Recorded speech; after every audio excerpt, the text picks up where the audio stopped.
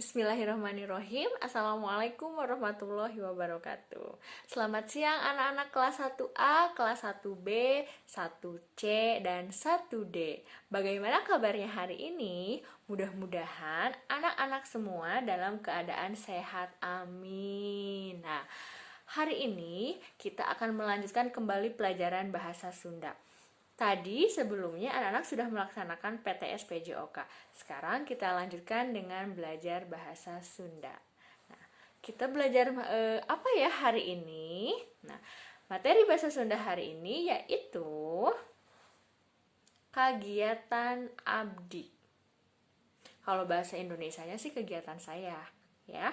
Nah, kalau bahasa Sundanya kegiatan abdi. Tujuan pembelajaran kita hari ini apa sih?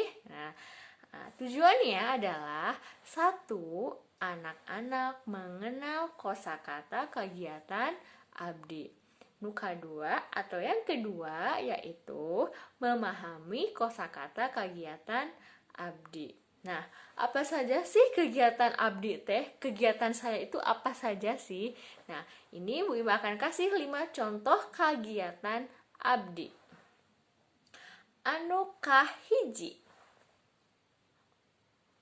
nyaeta gugah. Anak-anak tiasa tingali gambarna. Nah, kahiji nyaeta gugah. Ayeuna anu kadua beberes ranjang. Beberes ranjang. Anu katilu ibak. Ibak. Anu kaopat salat subuh. Salat subuh. Anu kalima sasarap. Sasarap. Tah, eta sadaya teh contoh kegiatan urang unggal dinten. Naon we tadi? Coba. Nah, orang sebutkeun deui hiji-hiji. Anu kahiji aya gugah, anu kadua beberes ranjang, anu katilu ibak, anu kaopat salat subuh, dan ayeuna nu terakhir nyaeta sasarap.